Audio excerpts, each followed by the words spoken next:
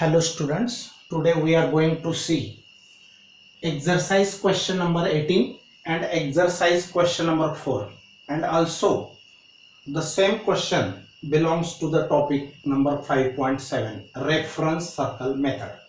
Important it is, and many a times in a board exam it was asked for 4 marks. Very simple.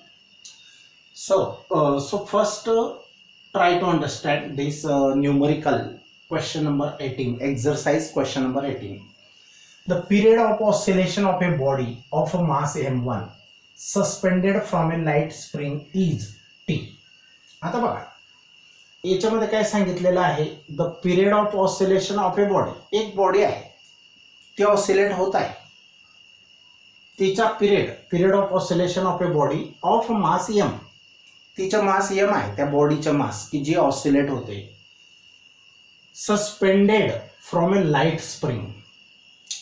तर त्या बॉडीला suspend केलेलं आहे म्हणजे टांगलेलं आहे from a light spring is T. म्हणजे बघा त्याचा अर्थ असा होतो की समजा हा एक रिजिड सपोर्ट आहे, भक्कम सपोर्ट आहे, आणि याला एक एकदम बारीक अशी स्प्रिंग लावलेली आहे, लाईट स्प्रिंग, आणि ह्या स्प्रिंगला एक मास लावलेला आहे, ते आहे m1, ते आहे m1. हा, मग या पहिल्या लाईनचा अर्थ काय होतो बघा, द पिरियड म्हणजे काय, एक चक्कर म्हणजे अशी ताणायची आणि सोडून द्यायची, ताणली तर जाईल परत येईल, म्हणजे जो पण वेळ लागेल that is period of oscillation.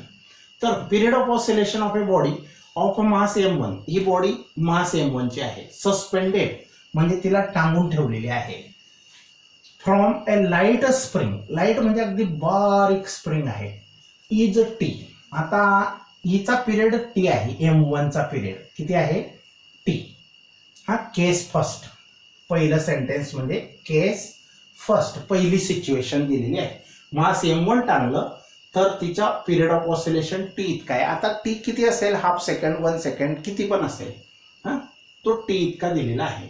When a body of mass m2 is tied to the first body, काय सांगितलं बघा, when a body of mass m2 म्हणजे अजून एक दुसरी बॉडी की जिचं मास m2 आहे, ज्या बॉडीचं दुसऱ्या बॉडीचं मास m2 आहे, त्या बॉडीला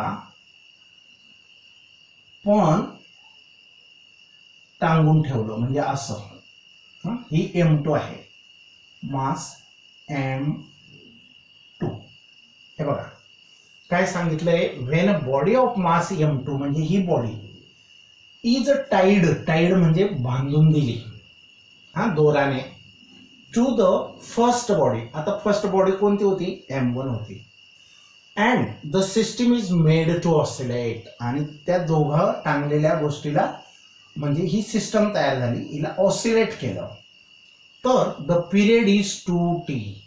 म्हणजे बघा पिरियड डबलचा वाढला, म्हणजे जेव्हा एकच मास m1 त्याला सस्पेंड केलं होतं, टांगलेलं होतं, तेव्हा पिरियड टी असेल, म्हणजे समजा 1 सेकंड असेल, तर हे दुसरं मास टांगून तो थोडा लेट झाला किंवा डबलचा वाढला म्हणजे 2 सेकंद झाला, म्हणजे हळूहळू. अगोदर m1 असेल तर फटक्यात असेल, पण m1 आणि m2 दोघं टांगले असता त्याचा पिरियड हा लेट झाला म्हणजे वाढला. कम्पेअर द मासेस m1 आणि m2. तर m1 m2 चं रेशो कम्पेअर करणे म्हणजे काय, रेशो फाइंड आउट करणे, बरोबर. आता हा रेशो काय असेल ते फाइंड आउट करा, असा क्वेश्चन आहे. आता बघा सिच्युएशन बघा, केस फर्स्ट, मास आणि पिरियड. जेव्हा मास m1 होतं, एकच मास होतो, ते किती पण असेल, किती पण ग्रॅमचे असेल, त्यावेळेला पिरियड टी होता, आणि जेव्हा दोघं मासेस असतील m1 प्लस m2 तेव्हा पिरियड मात्र 2t इतका झाला. ओके, ही सिच्युएशन, हे लिहायची गरज नाही, पण समजण्यासाठी मी लिहिलेलं आहे. आता बघा टू फाइंड, काय फाइंड करायचे? रेशो. कम्पेअर करणे म्हणजे काय? Ratio m1/m2. आता फॉर्म्युला, पिरियडचा फॉर्म्युला अशा स्प्रिंगसाठी काय असतो? T = 2π √m/k. मग आता T = 2π m1/k. आता स्प्रिंग एकच आहे म्हणून स्प्रिंग कॉन्स्टंट दोघं सिच्युएशनसाठी सेम असेल, म्हणजे याला K1 नी याला K2 घ्यायची गरज नाही. स्प्रिंग एकच आहे ना, तिचा स्प्रिंग कॉन्स्टंट फिक्स असतो. मग पहिल्या केसमध्ये m1 मास अटॅच केलं होतं, let it be first case or first equation. आणि सेकंड केसमध्ये हा पिरियड पहिल्या केसमध्ये टीच होता, फक्त मास m1 होता. आणि दुसऱ्या केसमध्ये हा पिरियड 2t झाला, डबल टी झाला, हा डबल ऑफ टी, हा 2π. आणि मास मात्र हे mass, total mass of the system attached हे झालं m1 + m2/k. हा k ला 1 2 लावू नाही का? बरं, एकच स्प्रिंग आहे, स्प्रिंग कॉन्स्टंट तिचा सेम असेल, किंवा एकच स्प्रिंग आहे तर 1 2 लावायची गरज नाही. हे डिफरंट सिच्युएशन राहिली असते तर केलं असतं. बरं, आता काय करायचं? डिवाइड 1/2. डिवाइड 1/2. या 1 ला 2 ने डिवाइड करा. मग t/2t, टी कॅन्सल, काय राहिलं मग? t/2t, टी कॅन्सल, 1/2 राहिलं शिल्लक डाव्या हाताला. 2π कॅन्सल, हा हे अपॉन हे ना, तर टी कॅन्सल झाला, 1/2 शिल्लक राहिला left side LHS. 2π fully get cancelled. And here m1 upon, म्हणजे हे बघा k कॅन्सल झाला आणि m1 + m2 राहिला. हे समजलं का कॅन्सल कसं होईल? तर बघा, हे m1/k आहे आणि त्याला डिवाइड हे करतोय आपण m1 + m2/k. m1 + m2/k. ह्याला काय करायचं? ह्याला रेसिप्रोकल करायचं, जे डिवाइड आहे त्याला, बरोबर. आता याला रेसिप्रोकल केलं म्हणजे काय होईल?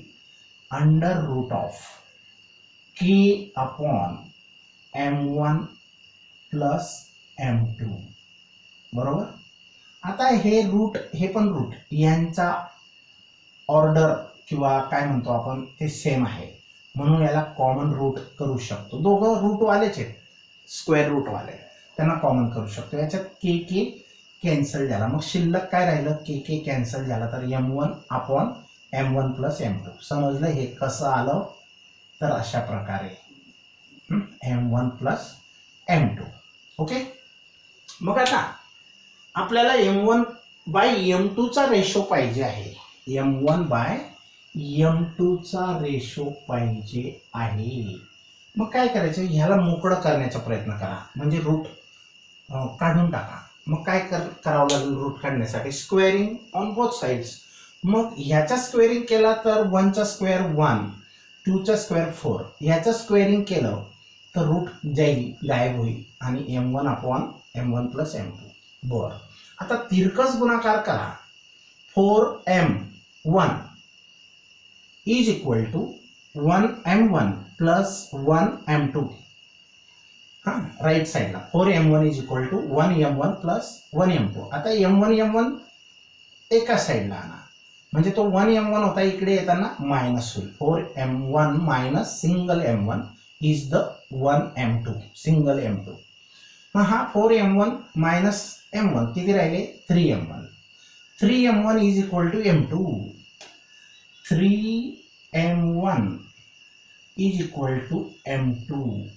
पण आपल्याला रेशो m1/m2 पाहिजे ना, म्हणजे हा m2 इकडे आणा आणि हा 3 तिकडे घेऊन जा, म्हणजे m1/m2 = हा 3 तिकडे जाईल तर डिवाइड होईल, तिकडे काहीच नाही राहिला, m2 इकडे आला तर 1/3.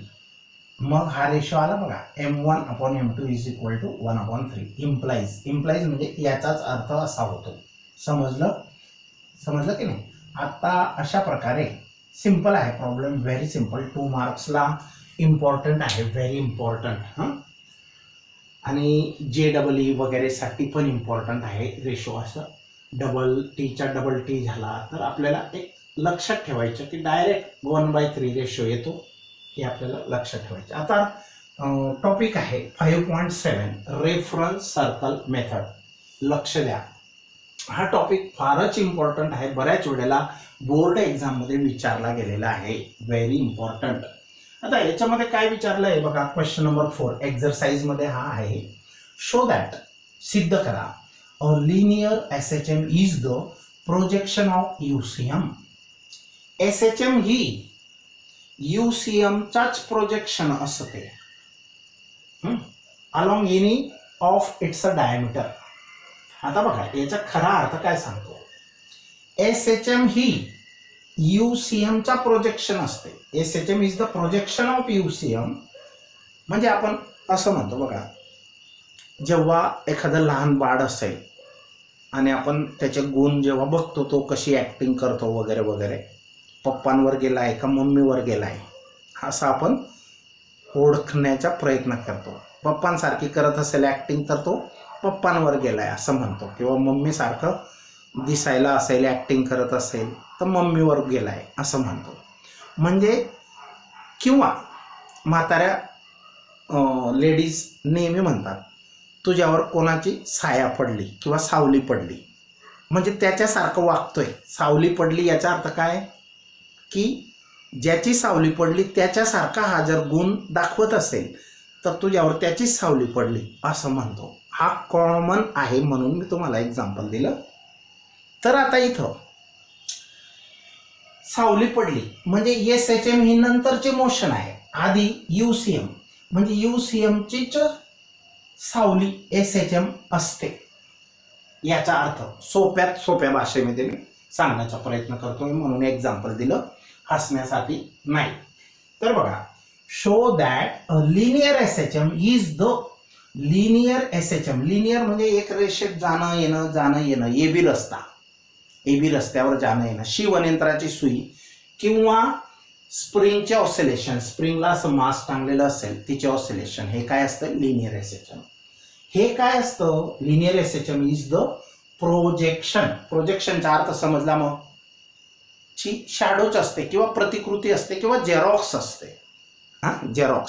जेरॉक्सला सुद्धा आपण ओरिजिनल कॉपीच्या प्रोजेक्शन म्हणू शकतो.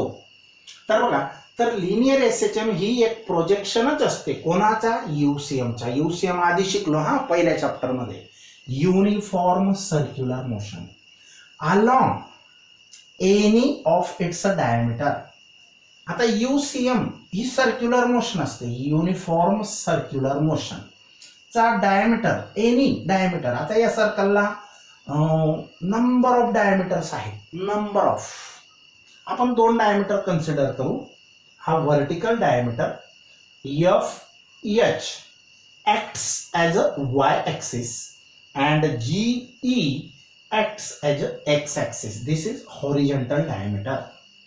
समजलं? आता इथं एक पार्टिकल असं फिरतंय अँटी क्लॉकवाईज. ओके, हे अँटी क्लॉकवाईज एक पार्टिकल फिरत आहे, P नावाचं पार्टिकल फिरत आहे. मग ते फिरता फिरता आपण जेव्हा त्याला पाहिलं तेव्हा ते या ठिकाणी होतं आणि ह्या पोझिशनला आपण P0, झिरोथ पोझिशन म्हणजे स्टार्टिंग पोझिशन आपण कन्सिडर केलं. तेव्हा त्याने या हॉरिझॉन्टल ऍक्सिसशी केलेला अँगल, कोन, हा समजा फाय होता. मग T एवढ्या वेळेमध्ये, किती, स्मॉल t एवढ्या वेळेमध्ये ते P0 पासून P पर्यंत पोहोचलं. कारण ते फिरत आहे आणि आपण नुसतं ऑब्झर्वेशन करतोय, बघितलं त्याला. सुरुवातीला बघितलं तेव्हा ते कुठं होतं P0. तेव्हा त्याने अँगल किती केलेला होता, या हॉरिझॉन्टल म्हणजे ही रेफरन्स लाईन पकडू. रेफरन्स म्हणजे सुरुवातीची, तिथून आपण पुढचा अभ्यास करणार आहे. आता या रेफरन्स लाईन OX किंवा X ऍक्सिस OE रेफरन्स, तर सुरुवातीला तो पार्टिकल फिरत असताना फिरत होता आणि आम्ही पाहिलं तेव्हा तो P0 म्हणजे स्टार्टिंग पोझिशन ही होती. तेव्हा त्याने अँगल काहीतरी केलेला होता, करून ठेवलेला होता आणि तो फाय समजूया. किती? फाय. मग T एवढा वेळ झाला म्हणजे काहीतरी सेकंड, फ्रॅक्शन ऑफ सेकंड किंवा सेकंड, तर तो कुठं पोचला, पी ला पोचला, इथं पोचला. आता त्याने वेगळी पोझिशन ऍक्सेप्ट केलेली. बघा आधीची पोझिशन काय होती, OP0, अँगल किती होता फाय. नंतरची पोझिशन किती, कोणती, OP. मग हा जो वेक्टर होता स्टार्टिंगच्या सुरुवातीच्या, जर पोझिशन P0 असेल, पार्टिकलचं नाव P आहे आणि तो पोझिशन आहे त्याची P0, तर त्याला हा जो रेडियस वेक्टर शो करण्यासाठी, डायरेक्शन आपलं त्याची पोझिशन शो करण्यासाठी पोझिशन वेक्टर जो वापरला आहे तो R0 आहे. हा जो वेक्टर OP0 आहे तो R0 वेक्टर आहे, पोझिशन वेक्टर, दिस वेक्टर. आणि हा जो वेक्टर आहे हा वेक्टर R आहे. हा आता बघा वेक्टरचं मॅग्निट्यूड सेम आहे पण डायरेक्शन बदलते, म्हणून त्याला वेगळं लिहिणे गरजेचे आहे. हा R0 आहे आणि हा R आहे. ओके. अजून तो पुढे थोड्या वेळाने इथं इथं इथं असं फिरतच राहणार आहे आणि आपण फक्त ऑब्झर्वेशन, निरीक्षण त्याचं करतोय. आता जेव्हा इथं असेल त्यावेळेला हा अँगल सपोज थिटा असेल, हा किती असेल, थिटा. मग आता बघा ह्या दोन पॅरलल लाईन्स आहेत आणि तिला ही ट्रान्सवर्सल आहे, ट्रान्सवर्सल इंटरसेक्ट करते, ट्रान्सवर्सल. तुम्ही 9th 10th मध्ये if two parallel lines are intersected by a transversal, then these two angles are equal in magnitude. Alternate angles काय म्हणतात त्यांना, व्युत्क्रम कोन. मराठीमध्ये, मराठीवाल्यांसाठी याला काय म्हणतो, व्युत्क्रम कोन. बर हा थिटा तर हा पण थिटा, हा टोटल अँगल दोघं मिळून. मग हा दोघं मिळून पण थिटा आहे, पण हा ओमेगा टी प्लस, याला आपण ओमेगा टी म्हटलंय आणि याला फाय म्हटलंय. आता हा अँगल ओमेगा टी आहे. आता तुम्हाला असं वाटेल की असंच का बरं घेतात ओमेगा टी वगैरे, असं विचित्र. याला फाय घेतला तर याला ओमेगा टी का घेतात, तर बघा त्याला कारण असं आहे, हा जो फिरतोय पार्टिकल त्याची अँग्युलर व्हेलॉसिटी किती आहे, ओमेगा. आणि इथून इथं पोचायला टाइम किती लागला, टी. मग आता व्हेलॉसिटी, डिस्टन्स आणि टाइम यांचं नातं, रिलेशन सांग. Velocity is equal to distance upon time, बरोबर. Velocity is equal to, velocity आहे ओमेगा या पार्टिकलची फिरताना, आणि is equal to distance upon time. आता इथं अँग्युलर डिस्प्लेसमेंट आहे, किती अँग्युलर डिस्प्लेसमेंट आपण काहीतरी मानूया, अँग्युलर डिस्प्लेसमेंट असेल x अपॉन टाइम t. मग आपल्याला हा अँग्युलर डिस्प्लेसमेंट पाहिजे, ही अँग्युलर डिस्प्लेसमेंट पाहिजे. तर x इज इक्वल टू काय येणार, ओमेगा टी. म्हणून हा अँगल डिस्प्लेसमेंट, अँग्युलर डिस्प्लेसमेंट किती झाली, ओमेगा इंटू टी. म्हणून ओमेगा टी घेतलेला आहे. Omega is the angular velocity. हा लक्षात ठेवा, त्याला पण कोणत्याही गोष्टी डायरेक्ट येत नसते, कारण असतं, म्हणून डाऊट मी क्लिअर करतोय. समजलं. मग हा फाय अँगल आहे, हा ओमेगा टी आहे. पोझिशन 0th पोझिशन म्हणजे starting position at a time t is equal to 0 आणि at time t is equal to small t म्हणजे काहीतरी टाइम झाला. It takes the new position P. Also the radius vector, position vector at the first time is r0 and next time it is r. Here it describes or makes an angular displacement this phi omega t plus phi this.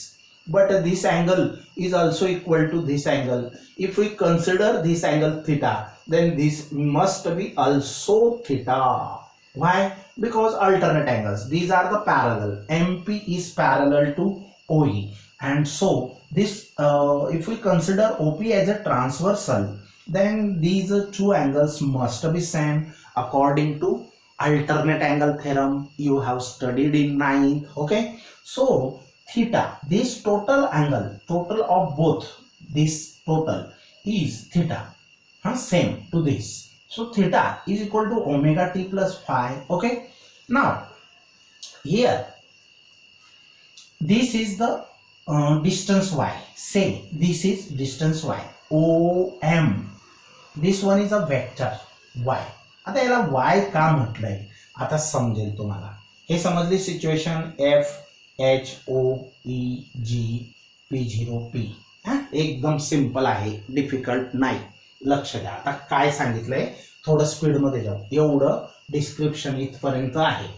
आता बघा figure A, he figure A आहे. Shows anti clockwise UCM of a particle P. Anti clockwise uniform circular motion P particle हा anti clockwise मध्ये फिरतोय with centre और origin O, की ज्याचं centre किंवा हे दोन ऍक्सिस असेल तर याला ओरिजिन पण म्हणू शकतो O. Its angular positions are, ह्या अँग्युलर पोझिशन्स आहेत decided with the reference OX. या OX ला धरून त्याच्या अँग्युलर पोझिशन डिसाइड केलेले आहेत किंवा ठरवलेले आहेत, म्हणजे इथून घेतलंय आपण, बरोबर.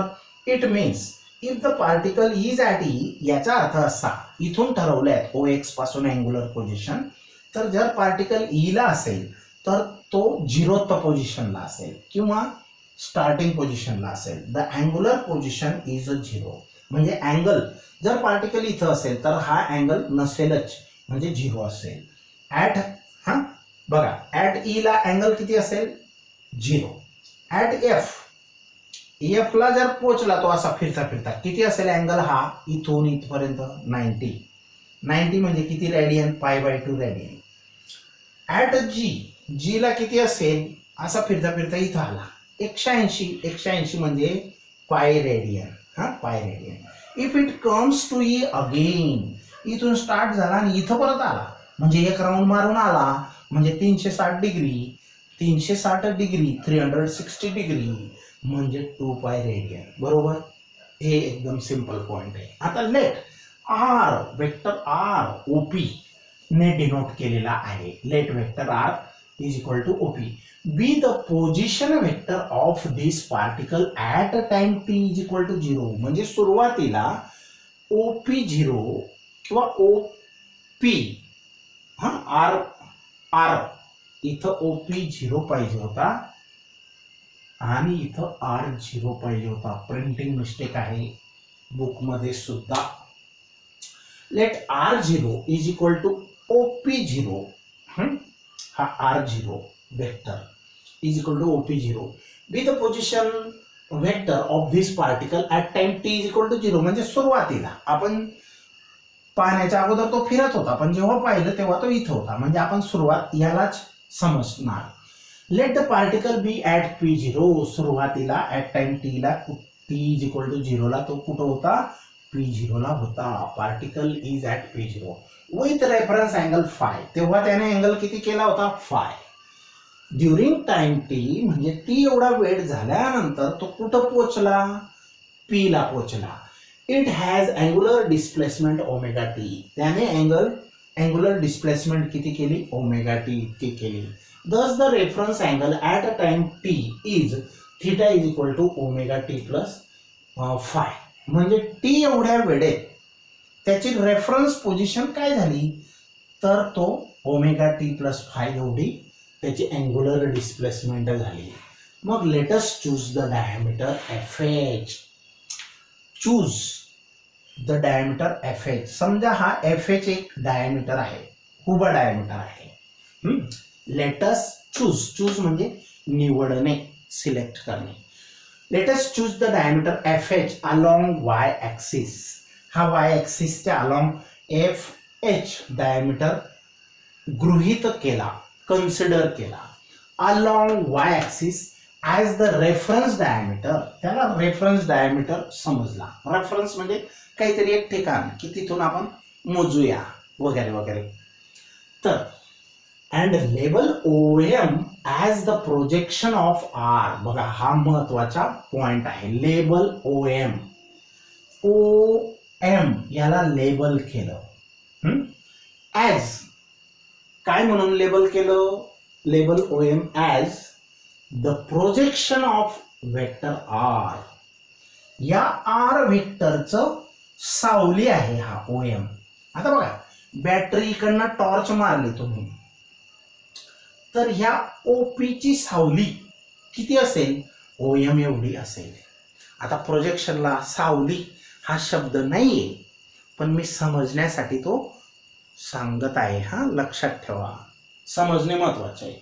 तर ओपीचा प्रोजेक्शन आहे ओएम, म्हणजे शॅडो आहे. ओपीची शॅडो इकडून टॉर्च मारली तर तो फोकस, याची शॅडो, याची शॅडो काय पडेल बघा, ही पडते अशी ओएम. ओके, पडेल की नाही.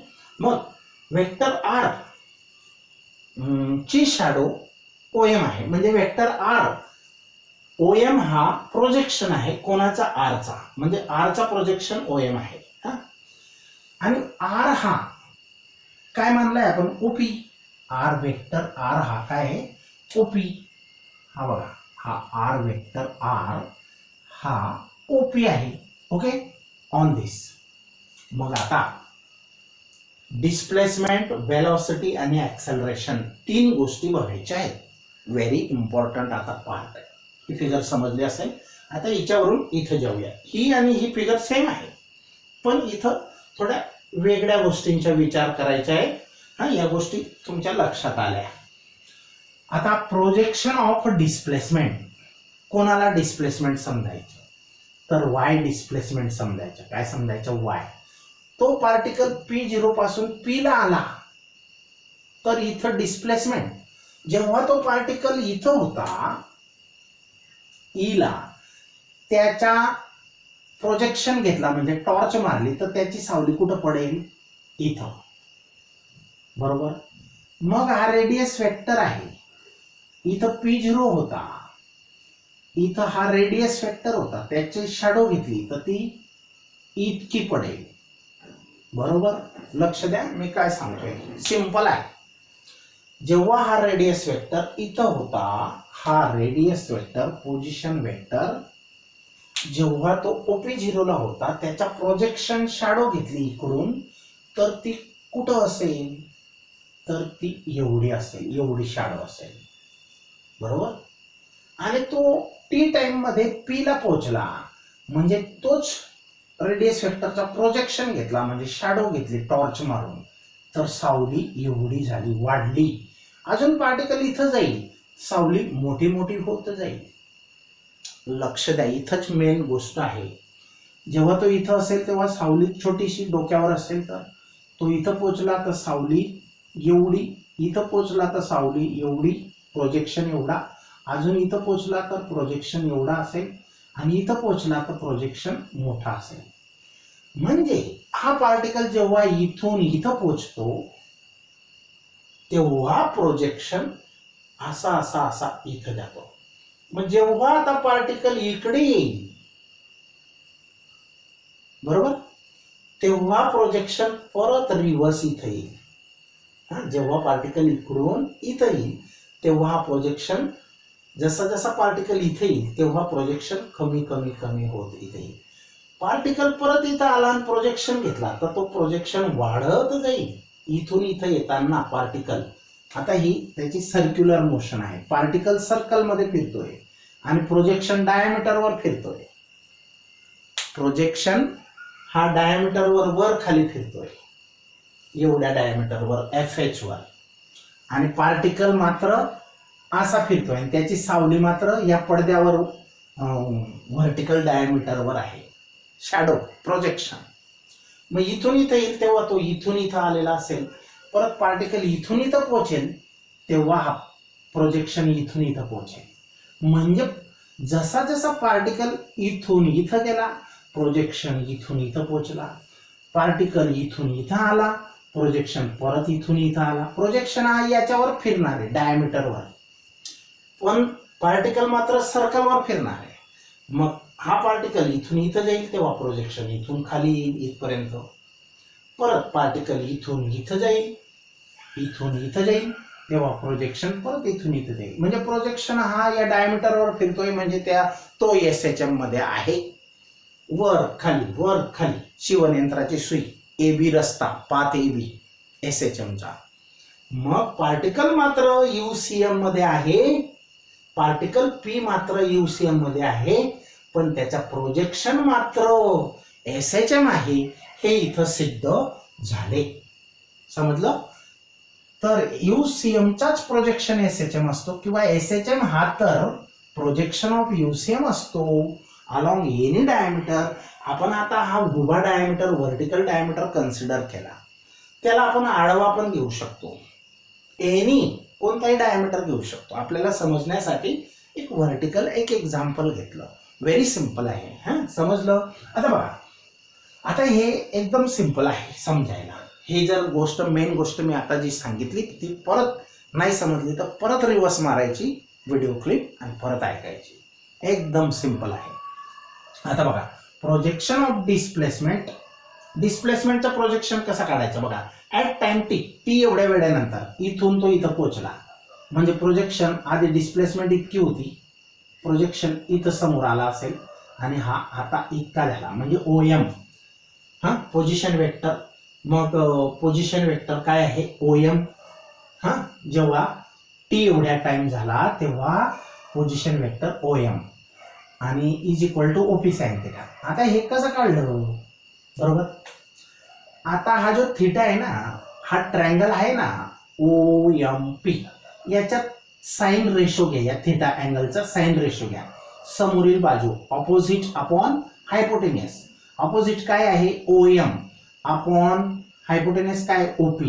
OM upon OP is the sine theta is equal to sine theta. OM upon OP is equal to sine theta. मी या OP ला तिकडे पाठवलं, OMचा अपॉन जो होता तो OP ला तिकडे पाठवलं तर तो OP साइन थिटा बनणार. मग OM ची व्हॅल्यू आपण काय डिसाइड केली, that is Y. Displacement, vertical displacement असेल तर Y घ्यायची आणि तुम्ही एनी डायमीटर व्हर्टिकल घेतला असेल तर Y घ्यायचा आणि हॉरिझॉन्टल घेतला तर इथे X येते, बस काही फरक नाही. हां, लक्षात ठेवा. आता OP ची व्हॅल्यू किती आहे, OP ची व्हॅल्यू R वेक्टर R आहे आणि त्याचे मॅग्निट्यूड R इतकं आहे. मग साइन, हा साइन आणि थिटाची व्हॅल्यू काय आहे ωt+φ आहे. थिटाची व्हॅल्यू ωt+φ आहे. This is the equation of linear SHM of amplitude R. आता हे इक्वेशन सेम टू आपलं डिस्प्लेसमेंटचं इक्वेशन असं आहे, x is equal to sine of ωt+φ. पण केव्हा असं आपण वापरतो ωt+φ. पण ह्या हॉरिझॉन्टल आपण शिकत असतो. AB रस्ता कसा होता, आडवा. जर x ऍक्सिस वर असेल तर इथे x आहे ना, व्हर्टिकल ऍक्सिस Y ऍक्सिस असतो व्हर्टिकल आणि तेव्हा हा Y घ्यायचा डिस्प्लेसमेंट. कारण पार्टिकल असा असा फिरतोय मग डिस्प्लेसमेंट अलॉंग Y ऍक्सिस आहे ना, म्हणून Y. ओके, म्हणून इथं कन्फ्युजन नको. हा फॉर्म्युले काही एवढे हार्ड नाही, सिंपल आहेत. आता हा हे काय आहे ते बघणार आपण. पहिलं डिस्प्लेसमेंट हे कसं आलं समजलं. आता व्हेलॉसिटी बघूया. प्रोजेक्शन ऑफ व्हेलॉसिटी, हा प्रोजेक्शन ऑफ डिस्प्लेसमेंट होता. Instantaneous velocity. इन्स्टंटेनियस म्हणजे ॲट एनी इन्स्टंट, कोणत्या पण क्षणाची. इन्स्टंट म्हणजे क्षण. Instantaneous velocity of a particle P in the circular motion is the tangential velocity of magnitude r omega. काय सांगितलं बघा, instantaneous velocity of the particle P या पार्टिकलच्या कोणत्या पण क्षणाची व्हेलॉसिटी सर्क्युलर मोशन मध्ये तो पार्टिकल फिरत असेल तर इज द टँजेन्शियल व्हेलॉसिटी असते. आणि ती टँजेन्शियल व्हेलॉसिटीचा मॅग्निट्यूड r ओमेगा इतका असतो. आता v is equal to r omega. Relation between linear velocity and angular velocity हे शिकलोय. आणि ही टँजेन्शियल वेलोसिटी P हा सर्क्युलर मोशन मध्ये वेलोसिटी ही टँजेन्शियल असते लिनियर वेलोसिटी. ओके, मग it's a projection on the reference diameter. हा रेफरन्स डायमीटर आहे आणि याचा प्रोजेक्शन घेतला, it's projection on the reference diameter will be as shown in the figure B. याच्यामध्ये याचा प्रोजेक्शन दाखवला आहे, OP चा प्रोजेक्शन हाय हा Y. तर VY, आता VY कोणता आहे, इट्स अ प्रोजेक्शन म्हणजे कोणाच्या OP चा प्रोजेक्शन. आता टँजेन्शियली म्हणजे कोणत्या डायरेक्शनला, या डायरेक्शनला. आता प्रोजेक्शन बघा, इथं आपण असा घेत होतो आडवा, इथं आता कसा घ्यायचा, या डायरेक्शनला घ्यायचा आहे. कारण वेलोसिटी काय आहे, टँजेन्शियल आहे ही वेलोसिटी.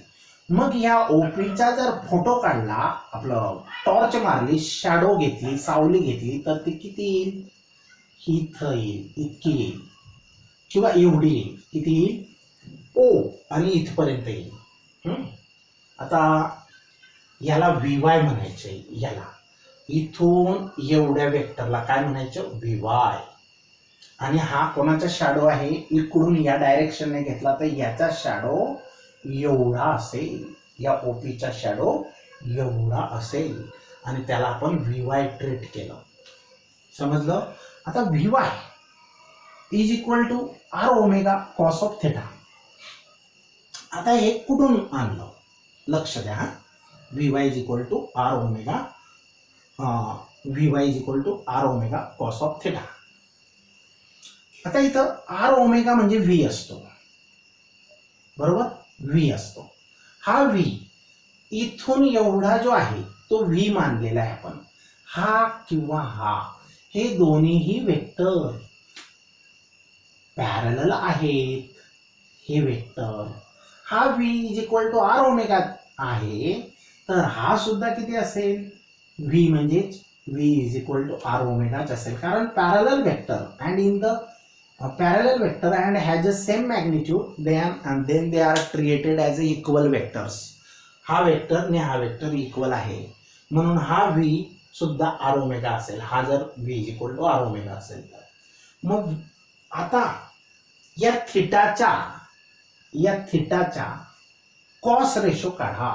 या थिटाचा हा ट्रायंगल कन्सिडर करा, बरोबर.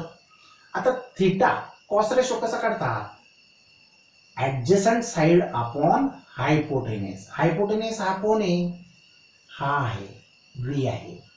हा म्हणजेच हा, आणि हा काय, V म्हणजे R ओमेगा आहे. तर ऍडजसंट साइड म्हणजे VY, बरोबर, अपॉन हायपोटेनस म्हणजे R omega. VY upon R omega is equal to cos theta. मग तो अपॉन R ओमेगा इकडे पाठवलं तर VY is equal to R omega. आता काय, थिटाची व्हॅल्यू टाकून द्यायची, ओमेगा टी प्लस 5 म्हणजे R omega cos of omega T plus 5.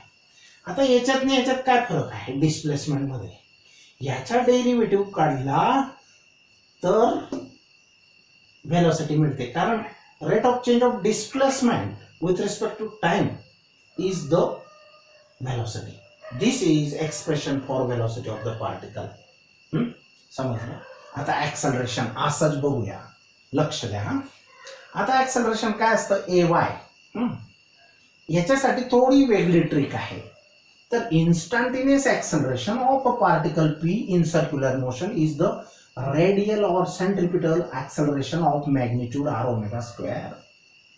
आता हा P जेव्हा असा फिरतोय, टर्न का मारतोय, कारण त्याला सेंटरकडे जसा जसा तो वरती असा फिरत राहील तेव्हा त्याला सेंटरकडे ओढलेलं आहे. दॅट इज सेंट्रिपिटल ऍक्सलरेशन किंवा रेडियल ऍक्सलरेशन. मग हे रेडियल ऍक्सलरेशन असेल आणि ते कसं असेल, त्याची direction towards O, from P कडून O कडे. लक्ष द्या. Instantaneous acceleration of the particle P in circular motion is the radial or centripetal acceleration of magnitude R omega square. आणि ते सेंट्रिपिटल ऍक्सलरेशन किती असतं, R ओमेगा स्क्वेअर असतं. आपण शिकलेलो आहे, बरोबर. आणि त्याची डायरेक्शन ही मायनस का घेतात, कारण R ची डायरेक्शन तिकडे असते, रेडियस वेक्टरची, अवे फ्रॉम द सेंटर. आणि R ची डायरेक्शन आणि ऍक्सलरेशनची डायरेक्शन अपोजिट आहे. ऍक्सलरेशन टुवर्ड सेंटर असतं आणि रेडियस वेक्टर R ची डायरेक्शन अवे फ्रॉम सेंटर असते. म्हणून यांची डायरेक्शन अपोजिट आहे, म्हणून मायनस साइन घेतलेला आहे. ओके. आता acceleration of magnitude R omega square directed towards O. त्याची डायरेक्शन कुठे आहे, towards O. It's a projection on the reference diameter will बी. त्याचं प्रोजेक्शन काय असेल, साइन रेशो घ्या आपला. आता याला आपण R ओमेगा स्क्वेअर घेणार आहे का, हा मॅग्निट्यूड काय घेणार आहे, R ओमेगा स्क्वेअर.